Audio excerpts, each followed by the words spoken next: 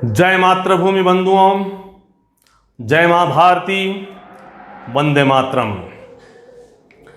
मातृभूमि सेवा संस्था के उद्देश्यों की पूर्ति के लिए क्रांतिकारियों, राष्ट्र के महान पुरुषों के जीवन वृत्त का प्रसार करने का जो अभियान इस संस्थान ने चला रखा है, उसकी श्रृंखला में आइए आज हम एक ऐसे व्यक्तित्व का परिचय प्राप्त करते हैं कि जिसने अपना संपूर्ण जीवन राष्ट्र के लिए समर्पित कर दिया, तन समर्पित कर दिया, मन समर्पित कर दिया, जीवन समर्पित कर दिया और ये धन समर्पित कर दिया।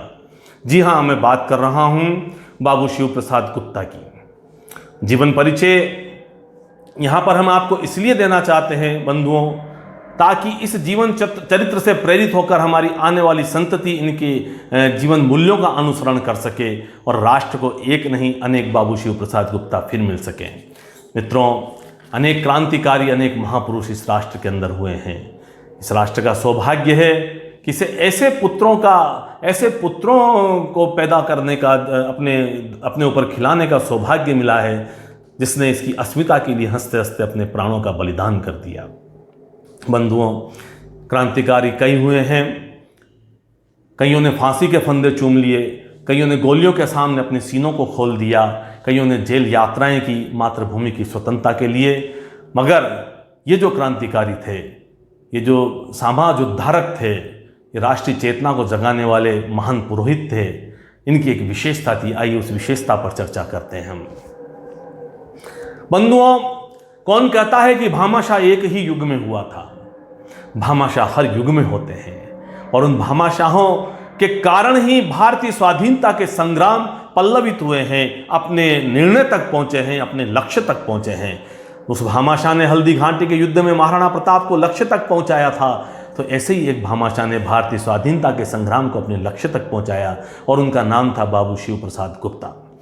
मैं आपकी प्रशस्ति में संस्कृत का एक श्लोक कहना चाहता हूं।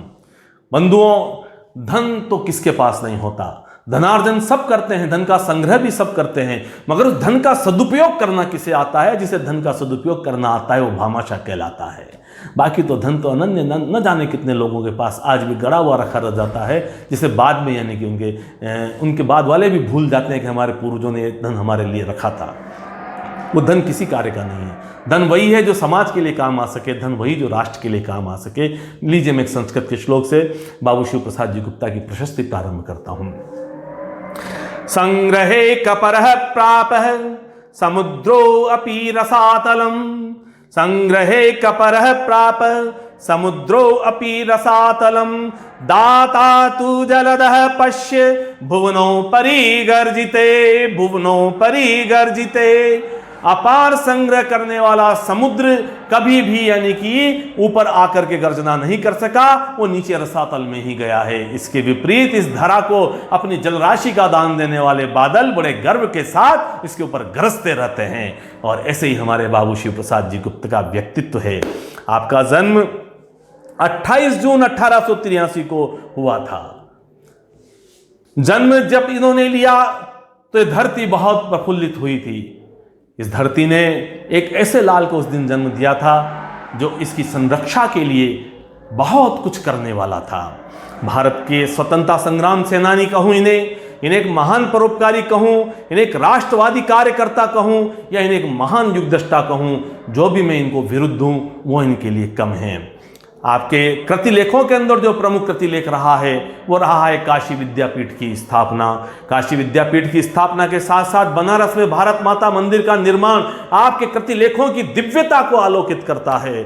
और उसके बाद सामाजिक चेतना को जागृत करने के लिए, राष्ट्रीय चेतना को जागृत करने के लिए, राष्ट्र की सोई हुई शक्ति को राष्ट्र चेता बनाने के लिए आपने एक दैनिक राष्ट्रवादी समाचार पत्र आज का प्रकाशन प्रारंभ किया। आपके जीवन वृत्त पर थोड़ा सा मैं प्रकाश डालना चाहता हूं। उससे पूर्व आपके व्यक्तित्व के बारे में बता दूं कि बाबू शिव प्रसाद गुप्ता कोई सामान्य व्यक्तित्व नहीं था। आप संस्कृत के, फारसी के, हिंदी के महान विद्वान थे। पंडित मदन मोहन मालवीय, लाला लाजपत राय, महात्मा गांधी, आचार्य नरेंद्र देव तथा डॉक्टर भगवान दास आपके प्रेरणा स्रोत थे और आपको उनके साथ रहकर कार्य करने का सुअवसर भी प्राप्त हुआ है। ऐसे महामनाओं के साथ रहने वाली शख्सियत महामना ही हो सकती है। एक धनी, सुसंपन्न, उद्योगपति और जमींदार परिवार में जन्म लेने वाले बाबू शिव प्रसाद गुप्त चाहते तो क्या नहीं कर सकते थे। बहुत सुखोपभोग कर सकते थे, धन का लोभ का भोग कर सकते थे वो, मगर वहारे वीर बांकुरे, वहारे मातृभूमि के दीवाने, वहारे स्वतंत्रता के आराधक कि एक धनी सुसंपन्न परिवार में, जमींदारी परिवार में जन्म लेने के बाद भी आपने अपना सारा जीवन भारतीय स्वतंत्रता के संग्राम के विभिन्न आंदोलनों में लगा दिया। और आंदोलनों में स्वयं व्यक्ति से ही नहीं लगे, उनकी आर्थिक सहायता के लिए भी आप प्रतिपग आगे से आगे तैयार रहे। और इन्हीं राष्ट्रवादी गतिविधियों के कारण अंग्रेज सरकार ने आपको कई जेल यात्राएं भी कराई, मगर जेल यात्राएं आपको अपने पथ से विचलित नहीं कर सकी और पूरा राष्ट्र आपको राष्ट्र रत्न के रूप में उद्बोधन देने लगा। आपने अपने समय में गांधी जी के अनन्य सहयोगी, स्वप्नदर्शी, स्वतंत्रता सेनानी, सहृदय, लोकोपकारी और सत्य व न्याय के लिए हर उत्सर्ग को तैयार रहने वाले बाबू शिव प्रसाद गुप्त को पूरे राष्ट्र ने राष्ट्र रत्न कह करके संबोधित किया। यहाँ पर मैं बाबू शिव प्रसाद गुप्त के व्यक्तित्व के ऊपर 4 पंक्तियां कहना चाहता हूं कि राष्ट्र रत्न किसी को सामान्य उपाधि नहीं दी जाती है मित्रों। कई सम्मान, कई पुरस्कार, कई उपाधियां न जाने कितने लोगों को दी गई है, न जाने कितने लोगों को भविष्य में भी दी जाती रहेगी, मगर जनमानस के बीच से जो सम्मान उठ करके आता है उससे बड़ा सम्मान कोई नहीं होता है। और इस राष्ट्र रत्नधारी के व्यक्तित्व की प्रशंसा में मैं 4 पंक्तियां कहना चाहता हूं कि जिसने सागर व शिखरों का गर्व यहां पर शमन किया, कि जिसने सागर व शिखरों का गर्व यहां पर शमन किया, उसकी ध्येय साधना को हिमगिरि ने झुककर नमन किया। जिसने सागर व शिखरों का गर्व यहां पर शमन किया, उसकी ध्येय साधना को हिमगिरि ने झुककर नमन किया कि सूर्य किरण की स्वर्ण रश्मियां वंदन उसका करती है, सूर्य किरण की स्वर्ण रश्मियां वंदन उसका करती है, जिस साहस का स्वयं विजय ने आकर के अनुगमन किया, जिस साहस का स्वयं विजय ने आकर के अनुगमन किया, तभी इन्हें राष्ट्र रत्न कहा गया। आपके जीवन वृत्त की और पुनः चलते हैं बंधुओं। उच्च शिक्षा के लिए जब आप इलाहाबाद विश्वविद्यालय में गए तो वहां पर उन्हें आचार्य नरेंद्र देव गोविंद बल्लभ पंत का सानिध्य प्राप्त हुआ और इस सानिध्य ने आपके जन्मजात गुणों, निर्भीकता, दृढ़ता व उत्साह को पल्लवित कर दिया, इनमें और श्रीवृद्धि कर दी, इनको नई ऊंचाइयां प्रदान कर दी। बाद में लोकमान्य बाल गंगाधर तिलक के प्रेरणा से आपने कांग्रेस में आकर के स्वतंत्रता के आंदोलन को गति प्रदान करना प्रारंभ कर दिया। थोड़े ही दिनों में आपकी प्रसिद्धि महात्मा गांधी के नजदीकी आदमियों में की जाने लगी और आपको राष्ट्र रत्न कह करके पुकारा जाने लगा। मगर बाहर महामना लोगों द्वारा राष्ट्र रत्न कहे जाने पर आपको बड़ी आपत्ति थी। आप अपने आप को केवल मात्र भारत भारती का आराधक कहलाना पसंद करते थे। आप अपने परिचय में केवल मात्र यह चाहते थे कि मुझे भारत भारती का पुजारी समझा जाए। वो स्वयं को कभी भी राष्ट्र रत्न नहीं मानते थे। और देखिए आप कि भारत की तात्कालिक परिस्थितियों को दृष्टिगत रखते हुए उन्हें किस प्रकार से सुधारा जाए, इसके लिए आप विदेशों में यात्रा करने गए। विदेशों के क्रांतिकारियों, विदेशों के स्वतंत्रता सेनानियों से जाकर के आप मिले, उनके विचार जाने के किस प्रकार से भारत की वर्तमान स्थिति से भारत को बाहर निकाला जा सकता है। और विदेश यात्राओं से आकर के प्राप्त किए गए उन अनुभवों से आपने भारत के उद्धार का कार्य प्रारंभ कर दिया। देशवासियों को एक सूत्र में बांधने के लिए, उनके अंदर आत्मविश्वास पैदा करने के लिए और उन दुर्बलता और बाधा को दूर करने के लिए आपने प्रयत्न प्रारंभ कर दिए, जिनका लाभ उठा करके गोरे अंग्रेज हमारा शोषण करते थे, हमारा दोहन करते थे, हमारा दमन करते आ रहे थे। वहारे श्याम प्रसाद जी गुप्त, आपके श्री चरणों में मैं बार बार वंदन करता हूं। ऐसा आदर्श चरित्र कहां देखने को मिल सकता है बंधुओं, कि जिसने सुसंपन्न होते हुए एक वैश्य परिवार में जन्म लेते हुए भी आपने जो प्रयास किया है शायद ही कोई कर पाए। दलितोद्धारक का, विधवाओं के उद्धार का, जाति पाति के बंधन से भारतीय समाज को दूर करने के जो प्रयास आपने किए वो स्तुत्य हैं। दलितों, विधवाओं की हालत सुधार कर उन्हें राष्ट्र की मुख्य धारा में लाने के लिए, छुआछूत और जाति पाति जैसी सामाजिक बुराइयां खत्म करने के लिए आपने अछूतोद्धार, विधवा विवाह व अंतरजातीय विवाह के अभियानों का तन मन धन से सहयोग किया, उन्हें प्रोत्साहित किया तथा भारत को एक सूत्र में जोड़ने का प्रयास किया। आज यही तो हमारे भारत की कमजोरी हो रही है कि मध्यकाल में विभाजित भारत, जातियों विजातियों, पंथ पंथों में विभाजित भारत आज एक समस्या बना हुआ है। आज भी हमें श्याम प्रसाद जी गुप्त की आवश्यकता है, जो आकर के इस राष्ट्र के अंदर पुनः यानी कि राष्ट्रीय एकता की अलग जगा सकें। बंधुओं, बहुत कम लोग जानते हैं कि महामना मदन मोहन मालवीय को इलाहाबाद से वाराणसी लाकर के बनारस हिंदू विश्वविद्यालय की स्थापना करवाने की प्रेरणा आप ही ने प्रदान की थी। और केवल मात्र प्रेरणा ही प्रदान नहीं की, आपने उसके लिए 1,01,000 रुपए की प्रथम सहयोग राशि भी प्रदान की। बाद में उस विश्वविद्यालय में शिक्षण के माध्यम को लेकर मदन मोहन मालवीय जी के आपके बीच में मतभेद पैदा हुए, मगर देखिए इसे कहते हैं महामानव। उन मतभेदों के अंदर भी आपने सृजनात्मकता उत्पन्न कर दी। उस सृजनात्मकता का ही परिणाम था कि आपने अपने मतभेदों को सृजनात्मक करते हुए काशी विद्यापीठ की स्थापना की। और वो काशी विद्यापीठ कालांतर में जाकर के उन समस्त क्रांतिकारियों, उन समस्त स्वतंत्रता सेनानियों के लिए वरदान स्वरूप सिद्ध हुई, जो क्रांतिकारी आंदोलनों के कारण, स्वतंत्रता आंदोलनों के कारण अपने अध्ययन अध्यापन को बीच में छोड़ चुके थे। उनके अध्यापन को वापस प्रारंभ कराने का प्रयास काशी विद्यापीठ में किया गया। वहां पर काशी विद्यापीठ का उद्देश्य मात्र एक था कि राष्ट्र का निर्माण हो और राष्ट्रीय चरित्र का विकास हो। उस राष्ट्रीय चरित्र का आज पुनः अभाव है। बाबू शिव प्रसाद जी गुप्त, आज आपकी पुनः आवश्यकता है। इस राष्ट्र के अंदर राष्ट्रीय चरित्र को पल्लवित करने के लिए आपकी शिक्षा, आपकी प्रेरणा, आपकी जिजीविषा, आपकी लगन आज पुनः यानी कि अवश्यंभावी हो रही है। आप आइए पुनः इस देश के अंदर राष्ट्रीय चरित्र का विकास कीजिए, जिसके अभाव में आज भारत नहीं रह रहा है। बंधुओं, गुप्ता जी ने विद्यापीठ में पठन पाठन का जो माध्यम रखा, वो क्या रखा? आप देखिए यहां पर उनका मातृभाषा के प्रति अनन्य प्रेम और उनकी इस निष्ठा पर प्रणाम कीजिए उन्हें कि आपने विद्यापीठ में पठन पाठन का प्रमुख माध्यम हिंदी को बनाया। और केवल माध्यम ही नहीं बनाया, इस माध्यम की वजह से अध्ययन करने वाले छात्रों के पंथ में कोई बाधा नहीं आ जाए, इसलिए हिंदी में बड़े बड़े पुस्तकों को छपवाया, उनका प्रकाशन करवाया और पुस्तकालय के अंदर संग्रह करवाया, ताकि हमारा विद्यार्थी विदेशी भाषा की पुस्तकों के ऊपर आलंबित नहीं रहे, वो हिंदी का पल्लवन कर सके, हिंदी में अध्ययन अध्यापन करके वो उच्च शिखरों को छू सके। बाहर विचार, कितने महान विचार थे आपके। मैं आपको बार बार नमन करता हूं शिव प्रसाद गुप्ता जी। आज आपकी पुनः इस देश के अंदर आवश्यकता है। और असहयोग आंदोलन के समय से ही आपने ज्ञान मंडल प्रकाशन के माध्यम से सामाजिक जागरण के लिए, राष्ट्रीय जागरण के लिए, सोई हुई सुसुप्त राष्ट्रीय चेतना को जगाने के लिए आज नामक दैनिक समाचार पत्र का प्रकाशन प्रारंभ कर दिया। और आज आपका वो समाचार पत्र भारत राष्ट्र के प्रमुख समाचार पत्रों में गिना जाता है। हे हिंदी के आराधक, मैं शत शत नमन करता हूं तुम्हें। और मित्रों, सत्य मान लीजिए, ये बात पहचान लीजिए आप, बाबू शिव प्रसाद जी गुप्त ने जो प्रयास उस समय किया था, अगर हमारी पूर्ववर्ती सरकारें और वर्तमान सरकारें तनिक भी उससे शिक्षा प्राप्त करके, तनिक भी उससे प्रेरणा प्राप्त करके उनके पथ पर चली होती, तो आज ये राष्ट्र अपनी मातृभाषा के बल पर एक समृद्ध राष्ट्र की गिनती में आ गया होता। मैं हिंदी के इस महान आराधक को नमन करता हूं।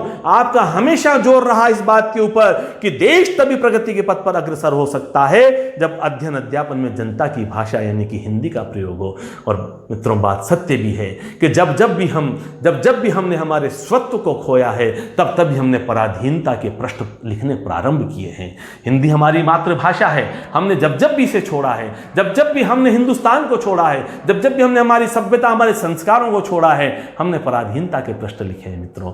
और श्री गुप्ता जी का वो संबल, श्री गुप्ता जी का वो संदेश काश हमारे राजनेताओं की अंतर चेतना को जगाने में सक्षम रहा होता, तो आज हिंदी अपने सर्वोच्च शिखर पर बैठ करके पूरे विश्व के अंदर भारत का यशगान गा रही होती। और देखिए, आप अपने आसपास दृष्टिपात कीजिए और वर्तमान परिस्थितियों को देखिए कि गुप्ता जी ने उस समय जो बात कही थी आज कितनी प्रासंगिक है कि आज आपकी पीढ़ी, आज आपकी संतानें, आज आपके परिवार के बच्चे आज आपसे कितने दूर होते जा रहे हैं। मैं स्वयं एक शिक्षक और एक विद्यालय का संचालन करता हूं। विगत 20 से 25 वर्षों के मध्य में विद्यार्थियों के चरित्र में जो बदलाव आया है उसे मैं अनुभव कर रहा हूं और मैं महसूस करता हूं कि आज वास्तव में वापस बाबू शिव प्रसाद जी गुप्ता की शिक्षा की आवश्यकता है, जो कि हमें हमारी माध्यम की भाषा के द्वारा शिक्षा प्रदान करे। बाबू शिव प्रसाद जी गुप्ता कहा करते थे कि अंग्रेजी भाषा में दी जाने वाली शिक्षा, जो पश्चिमी ढंग की शिक्षा पद्धति है, ये केवल मात्र गुलाम बना सकती हमारे को। ये गुलामी की शिक्षा पद्धति है, ये हमें आत्मनिर्भर और स्वाभिमानी नहीं बना सकती। यदि हमें आत्मनिर्भर और स्वाभिमानी बनना है तो बाबू शिव प्रसाद जी गुप्त के, हजारी प्रसाद जी द्विवेदी के आदर्शों पर चलना होगा। हमें हिंदी को अपनाना होगा। हम हमारी मातृभाषा को अपना कर ही विश्व के अंदर अपने आप को स्थापित कर सकते हैं। हमारे बगल के राष्ट्र के ऊपर निगाह डालिए, चाइना के ऊपर, अपनी मातृभाषा के बल पर, अपनी राष्ट्रीयता के बल पर आज जो विश्व की महान शक्ति बनकर के बैठा हुआ है। और आज हम केवल मात्र राजनीतिक तुष्टिकरण के कारण अपनी मातृभाषा को स्थापित नहीं कर पा रहे हैं, और यही कारण है कि हम आत्मनिर्भरता से सौ कोस दूर होते चले गए हैं। आज उसी आत्मनिर्भरता की आवश्यकता हमें इस कोरोना काल में पड़ रही है, जब हमारा पड़ोसी हमारी सीमा पर हमें आंखें दिखा रहा है। काश हमारे विचार को, हमारे नीति निर्धारकों ने ये सब बातें पहले से सोची होती, तो आज बाबू शिव प्रसाद जी गुप्त की ये जो प्रेरणा है राष्ट्र की प्रेरणा बन गई होती। बंधुओं, बाबू शिव प्रसाद गुप्त की इच्छा थी कि देश की शिक्षा प्रणाली आध्यात्मिकता की नींव पर खड़ी हो, और सत्य है, आध्यात्मिकता की नींव पर खड़ी शिक्षा प्रणाली हमारी संतति को संस्कृति और संस्कारों से सुसंस्कृत कर सकती है, उन्हें एक अच्छा भारतीय बना सकती है। आध्यात्मिकता के अभाव में हम केवल मात्र पशु हैं, पशु। हमारी विचारोत्तेजना, हमारी विचार शक्ति समाप्त है। हम भोजन कर सकते हैं, ऐशो आराम के भोग कर सकते हैं, मगर हम विचारोत्तेजना के साथ हमारी वैचारिक शक्ति को विश्व में स्थापित नहीं कर सकते। यही कारण था कि बाबू शिव प्रसाद गुप्त ने कहा था, उनकी इच्छा थी, प्रबल इच्छा थी कि हमारे देश की शिक्षा प्रणाली आध्यात्मिकता की नींव पर खड़ी हो। मगर दुर्भाग्य, मैकाले के द्वारा बनाए गए काले अंग्रेजों ने हमारी शिक्षा पद्धति के द्वारा संपूर्ण भारत के विनाश की कथा लिखना प्रारंभ कर दिया है। वामपंथियों को प्रश्रय दिया गया पुस्तकें लिखने का, उसने भारतीयों को भारतीयता से दूर करने का अपना अभियान चलाए रखा, और आज भी उस अभियान को चलाए हुए हैं। हमें हमारे गौरव से नहीं जुड़ने दिया जाता है, हमें हमारे धरातल से नहीं जुड़ने दिया जाता है। मैकाले ने स्वतंत्रता के बाद भी भारत के अंदर जो विषबेल पैदा की है, वो विषबेल आज भी हमें अपने जहर से ग्रसित करती जा रही है। गुप्ता जी की इच्छा रही है कि आध्यात्म की नींव पर खड़ी शिक्षा पद्धति ही और शिष्टता के संस्कारों से युक्त हमारी शिक्षा पद्धति भारत को भारत बना सकती है, अन्यथा हम केवल मात्र आज भी उपनिवेश के रूप में ही देखे जाते रहेंगे। वे जीवन भर देश की आज़ादी और देश के चरित्र निर्माण के लिए समर्पित रहे, लेकिन दुर्भाग्य की आज़ादी का सूरज देखना उन्हें नसीब नहीं हुआ। जिन्होंने राष्ट्र के उच्च चरित्र के निर्माण के लिए अपना संपूर्ण जीवन होम कर दिया, वो आज़ादी के स्वर्ण सुनहरी किरणों का दर्शन नहीं कर पाए। 24 अप्रैल 1944 को मृत्यु से हार कर वे संसार से सदा के लिए चले गए। देश के डाक विभाग ने कृतज्ञता ज्ञापित करते हुए आपके सम्मान में आपके जयंती पर ऊपर एक डाक टिकट जारी किया। बंधुओं, बाबू शिव प्रसाद गुप्ता प्रणम्य व्यक्तित्व है, स्तुत्य व्यक्तित्व हैं। ऐसे विचारक, ऐसे महान सोच वाले समाज उद्धारक राष्ट्र में बार बार नहीं आया करते हैं। हमें उनके जीवन चरित्र से प्रेरणा लेना चाहिए। उनके जीवन चरित्र से प्रेरित होकर के हमें पुनः एक नहीं अनेकों बाबू शिव प्रसाद गुप्ता बनाने चाहिए, जो इस राष्ट्र को वापस स्थापित कर सके। मैं उनकी प्रशस्ति में 4 पंक्तियां कहना चाहता हूं मित्रों, और 4 पंक्तियों से मैं उनके व्यक्तित्व को शब्द देने का प्रयास करता हूं।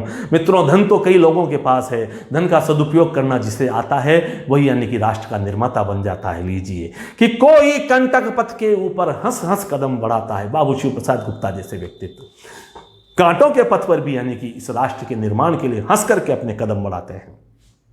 कि कोई कंटक पथ के ऊपर हंस हंस कदम बढ़ाता है, कोई सुमन सुवासित पथ पर रोता रोता जाता है। कि कोई कंटक पथ के ऊपर हंस हंस कदम बढ़ाता है, कोई सुमन सुवासित पथ पर रोता रोता जाता है। कोई भाव अभाव हृदय में कभी नहीं लेकर आता। ऐसे महान व्यक्तित्व कि कोई भाव अभाव हृदय में कभी नहीं लेकर आता, पर कोई पाकर जग का वैभव संतोष नहीं पाता है। कोई पाकर जग का वैभव संतोष नहीं पाता है। मैं प्रणाम करता हूं बाबू शिव प्रसाद जी के श्री चरणों में, और उनके व्यक्तित्व को पुनः 4 पंक्तियों से शब्द देने का प्रयास करता हूं। मातृभूमि सेवा संस्थान प्रयास करे कि बाबू शिव प्रसाद गुप्त का जो जीवन चरित्र हम आज यहाँ पर वाचन कर रहे हैं, इसका इस राष्ट्र के अंदर अधिक से अधिक प्रसार हो। लोगों के अंदर ये प्रेरणा आए कि हम राष्ट्र के लिए धनोपार्जन कर रहे हैं, राष्ट्र को लूटने का प्रयास नहीं करें, राष्ट्र को देने का प्रयास करें। अरे ये धन किसके लिए है? अगर राष्ट्र नहीं है तो इस धन का क्या सदुपयोग है? प्रथम राष्ट्र, मेरा समर्पण राष्ट्र के लिए है, मेरा तन समर्पित, मन समर्पित और ये जीवन समर्पित। चाहता हूं मातृभूमि और भी यदि कुछ और है तो वह भी तुझे समर्पित कर दूं। पुनः 4 पंक्तियां बाबू शिव प्रसाद गुप्ता के व्यक्तित्व को देने का प्रयास करता हूं। क्या रहा है उनका चरित्र? कि राष्ट्र के उत्कर्ष का उद्देश्य जिसका है रहा, हमेशा राष्ट्र के उत्कर्ष की कल्पना की है आपने। कि राष्ट्र के उत्कर्ष का उद्देश्य जिसका है रहा, कंटकों से युक्त पथ का कष्ट जिसने है सहा, कि रख सकेगा वीर वो ही भारती की आन को, रख सकेगा वीर वो ही भारती की आन को, राष्ट्र पर उत्सर्ग वाली भावना में जो बहा, राष्ट्र पर उत्सर्ग वाली भावना में जो बहा। आइए बंधुओं, राष्ट्र पर उत्सर्ग होने वाली इस वैतरणी में, इस प्रवाहिनी में, इस सरिता में, इस सलिला की धाराओं के साथ साथ हम बहने का प्रयास करें। हमारा राष्ट्र के प्रति किया गया उत्सर्ग आने वाले समय में इस राष्ट्र को स्थापित करेगा। आइए मित्रों, मातृभूमि सेवा संस्थान के पावन उद्देश्य को पूरा करने के लिए मैं एक आह्वान करता हूं, आज आपको अपने से जोड़ने का प्रयास करता हूं। और ये जुड़ाव हो सकता है कि शायद कोई नई कथा कह जाए, कोई नई कहानी कह जाए। आइए हम संकल्प लें, संकल्पित हों कि हम राष्ट्र के चरित्र निर्माण के लिए सदैव कृत संकल्पित रहेंगे। हम राष्ट्र के अंदर विलुप्त हो चुकी भारतीयता की भावना को स्थापित करने का प्रयास करेंगे। हम हमारे बच्चों को अंग्रेजी शिक्षा पद्धति से दूर रखने का प्रयास करेंगे। हम हमारी हिंदी, हमारे हिंदुस्तान और हमारी संस्कृति और हमारी सभ्यता के उत्कर्ष का प्रयास करेंगे। लीजिए 4 पंक्तियों से मैं आपको जोड़ने का प्रयास करता हूं कि लड़ेंगे हम अंधेरों से उजाले छीन लाएंगे, लड़ेंगे हम अंधेरों से उजाले छीन लाएंगे, घटाएं चीर कर सारी नया सूरज उगाएंगे। कि लड़ेंगे हम अंधेरों से उजाले छीन लाएंगे, घटाएं चीर कर सारी नया सूरज उगाएंगे। कि बसेरा उल्लुओं का अब चमन में हो नहीं सकता, बसेरा उल्लुओं का अब चमन में हो नहीं सकता। नए युग के उजालों की मशालें हम जलाएंगे, नए युग के उजालों की मशालें हम जलाएंगे। जय हिंद, जय मां भारती, जय मातृभूमि, वंदे मातरम। बाबू शिव प्रसाद गुप्ता अमर रहे, बाबू शिव प्रसाद गुप्ता अमर रहे, बाबू शिव प्रसाद गुप्ता अमर रहे।